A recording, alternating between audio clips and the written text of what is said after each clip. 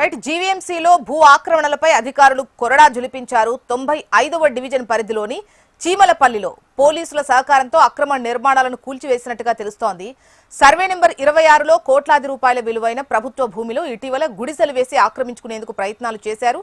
దీనిపై స్థానికులు అధికారులకు కంప్లైంట్ చేశారు. స్పందించిన అధికారులు పోలీసులను వెంటబెట్టుకుని ఆక్రమణలను తొలగించినట్టుగా తెలుస్తోంది. అండ్ హెచ్ఎంటీవీ స్క్రీన్ పైన కూడా మీరు చూస్తూ ఉన్నారు. ఆక్రమణదారులను బలవంతంగా పోలీసులు అదుపులోకి తీసుకున్నట్టుగా తెలుస్తోంది. వివరాలు మనకు అనురాధ అందిస్తారు.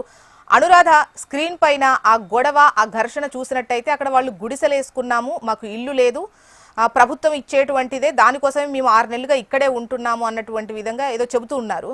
అసలు ఏంటి, గతంలో వీళ్ళకి అక్కడ ఏమైనా కేటాయించారా, లేదంటే వీళ్ళంతటా వీళ్ళు ఖాళీగా ఉందని చెప్పేసి గుడిసెలేసుకున్నారా?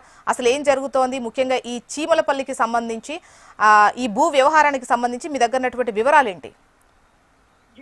ప్రస్తుతం విశాఖపట్నం జీవీఎంసీ అధికారులు ఆక్రమణ నిర్మాణాలని అలాగే భూ ఆక్రమణాలని కూడా పెద్ద ఎత్తున రెస్క్యూ చేసే పనిలో పడ్డారు. ఇందులో భాగంగా ఎక్కడైతే ప్రజా వేదికల్లో అక్కడ కంప్లైంట్లు వస్తున్నాయో వాటిని వెంటనే రిసాల్వ్ చేసే విధంగా అధికారులు అయితే జిల్లా అధికార యంత్రాంగం అంతా కదిలిందనే చెప్పాలి. తాజాగా చీమలపల్లి ప్రాంతం అంటే 95వ డివిజన్ సర్వే నెంబర్ 26లో చీమలపల్లి ప్రాంతంలో భూ ఆక్రమణలు ఎక్కువగా జరుగుతున్నాయని చెప్పి ప్రజా వేదికల్లో పదే ఫిర్యాదులు రావడంతో పబ్లిక్ కంప్లైంట్స్ ఇంట్రెస్ట్ మీద అధికారులంతా కూడా ఈ రోజు చర్యలకి పూనుకున్నారు. అందులో భాగంగా ఉదయం నుంచి కూడా ఆక్రమణలు తొలగించే పనిలో పోలీసుల సహకారంతో సర్వే నెంబర్ 26లో జీవీఎంసీ అధికారులు ఆక్రమణలు అయితే తొలగిస్తున్నారు. అయితే అక్కడున్న స్థానికులు ఇస్తున్న సమాచారం ప్రకారం గతంలో 6 నెలల క్రితమే మేము గత ప్రభుత్వం జగనన్న హయాంలో సెంటు భూమి ఇచ్చిన నేపథ్యంలో అక్కడ మాకు గుడిసెలు వేసుకోమని అప్పుడున్న ప్రభుత్వ అధికారులు స్థానిక ఎమ్మెల్యేలు చెప్పిన నేపథ్యంలో మేము అక్కడ నిర్మాణాలను ఏర్పాటు చేసుకున్నాము. ఇప్పుడు అది ఎటువంటి రికార్డెడ్ పట్టాలు లేకపోవడంతో ప్రభుత్వం తొలగిస్తుంది. పేదలకి ప్రభుత్వం ఇళ్లను కేటాయిస్తామని పదే చెప్తున్న నేపథ్యంలో మాకు ఇక్కడే ఎలాగో నిర్మాణాలు ఉన్నాయి కాబట్టి ఇక్కడ మాకు అది పేదలకి ఇచ్చే ఏవైతే ఇళ్లు కేటాయింపులు ఉంటాయో వాటిని చేయాలి అని చెప్పి వాళ్ళైతే డిమాండ్ చేస్తున్నారు. అయితే అది చాలా అత్యంత విలువైన భూమి, ప్రభుత్వ భూమి కావడంతో ప్రభుత్వాలు కేటాయించిన ఏవైతే ప్రత్యేకమైన ప్రాంతాలు ఉన్నాయో వాటిల్లో మాత్రమే కేటాయింపులు జరుగుతాయి. ఇలా ఎవరికి నచ్చినట్టుగా వాళ్ళు ఆక్రమణలు చేస్తే అది చెల్లుబాటు కాదు అని చెప్తూ అధికారులు అయితే వాళ్ళకి నచ్చగొట్టే ప్రయత్నం చేశారు. గతంలో సెంటు భూమి ఇచ్చినటువంటి టైంలో సమ్ డాక్యుమెంట్స్ కూడా వాళ్లకు ఆ సెంటు భూమికి సంబంధించిన పత్రాలు ఖచ్చితంగా ఎవరైతే అర్హులో వాళ్ళకి ఇచ్చారు కదా, వీళ్ళ దగ్గర ఉన్నాయా? కొంత ఉద్రిక్త పరిస్థితులు ఏర్పడినప్పటికీ కూడా వాటిలన్నింటినీ సాల్వ్ చేసి అక్కడున్న ప్రజల్ని సమాయత్తం పరిచి పూర్తిగా అక్కడ ఆక్రమణలన్నింటినీ కూడా తొలగించి ప్రభుత్వం ఆ భూమిని స్వాధీనం చేసుకునే పనిలో ప్రస్తుతం అక్కడ ఉంది. అనురాధ, ఇప్పుడు ఏదైతే అక్కడ ఉన్నటువంటి వాళ్ళు గతంలో సెంటు భూమి ఏదైతే ఇచ్చారు అంటున్నారో లబ్ధిదారులకు, వీళ్ళకి ఇచ్చారా? ఆ పత్రాలు వీళ్ళ దగ్గర ఉన్నాయా, లేదంటే వీళ్ళ ఆక్రమదారుల కిందనే చూడాలా? అసలు ఏంటి అంటే ఇల్లు లేదు కాబట్టి ఇక్కడ ఖాళీ ప్లేస్ ఉంది కాబట్టి వేసుకుంటున్నాం అంటున్నారా? అక్కడ ఉన్నటువంటి వాళ్ళు ఏం చెప్తున్నారు? ముఖ్యంగా అక్కడ గుడిసెలు వేసుకున్న వాళ్ళ గురించి అడుగుతున్నారు. ప్రస్తుతం వాళ్ళు అప్పుడు మాకు స్థానిక నేతలు ఇచ్చిన మాటల హామీ ప్రకారం మేము ఇక్కడికి వచ్చి ఈ తాత్కాలిక నిర్మాణాలను ఏర్పాటు చేసుకున్నాం. తదుపరి మా దగ్గర ఎటువంటి రికార్డెడ్ పట్టాలు కూడా లేవు.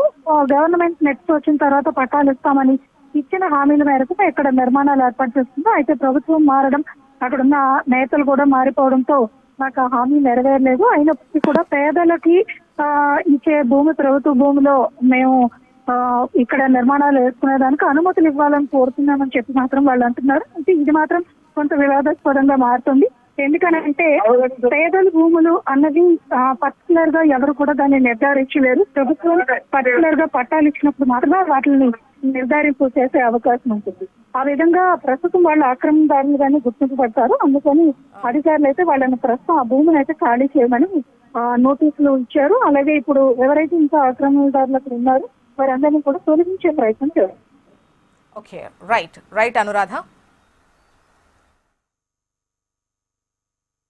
ఈరోజు చీమలపల్లి సర్వే నెంబర్ 24లో సుమారుగా 45 ఎకరాల గవర్నమెంట్ ల్యాండ్లోనే గత 2 నెలల నుంచి ఎరుకుల కులస్తులు, కొంతమంది ఇతర కులస్తులందరూ కూడా వచ్చి ఇక్కడ టెంపరీగా గుడిసెలు వేసుకుని ఉన్నారు. కర్రలతోటి, చీరలతోటి, పరదాలు అవన్నీ కప్పుకొని.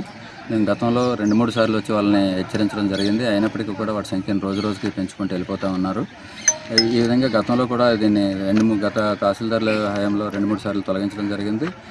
ఈసారి మేము ఉన్నతాధికారుల దృష్టికి తీసుకుని వెళ్ళి పోలీసు వారు సుమారుగా ఒక 150 మంది వచ్చి ఉన్నారు. మా ఆఫీస్ సిబ్బంది ఒక 50 మంది, 200 మంది తోటి దీన్ని ఈరోజు ఉదయం 6 గంటలకి ఎవిక్షన్ కార్యక్రమం మొదలుపెట్టున్నాము. పత్రికాముఖంగా కూడా చాలాసార్లు మేము చెప్పుకున్నాము, ప్రభుత్వ భూములు ఎటువంటి ఆక్రమణలు చేసినప్పటికీ కూడా చర్యలు తప్పవని. కాబట్టి వీళ్ళందరి మీద కూడా మేము నిబంధనల ప్రకారం యాక్షన్ తీసుకుంటాము. ఇది ఒకటే కాదు, మండలంలో చాలా చోట్ల ప్రభుత్వ భూముల ఆక్రమణ జరుగుతూ ఉంది. వాళ్ళు కూడా ఆక్రమించకూడదు, గవర్నమెంట్ ల్యాండ్లను కూడా ఎన్నిసార్లు హెచ్చరించినా కూడా వెళ్ళి ఆక్రమణ చేస్తున్నారు, వాళ్ళకు కూడా ఇటువంటి యాక్షన్ ఉంటుందని. అదేవిధంగా మనకి దీని తర్వాత చినముసిరివాడ సర్వే నెంబర్ కార్మిక నగర్ 163లో కూడా ఫర్దర్ యాక్షన్ తీసుకుంటామని పోలీసు వారి సపోర్ట్ తోటి. నరవ రేవల చెరువు 362 రేవల చెరువు ఉంది, దాని మీద కూడా ఎమ్మెల్యే గారు గతంలోనే దాన్ని బౌండరీ ఫిక్సప్ చేయమని లెటర్ మీద ఇచ్చి ఉన్నారు కలెక్టర్ గారికి కూడా. దాని మీద ఒక సర్వే సిబ్బందిని నియమించి ఎంతవరకు జరిగింది అనేది కూడా ఆక్రమణలు గుర్తించడము, బౌండరీ ఫిక్సప్ చేయడము, ఆక్రమణ చేసిన వారికి చట్ట ప్రకారంగా చర్యలు తీసుకుంటామని తెలియజేస్తున్నాం.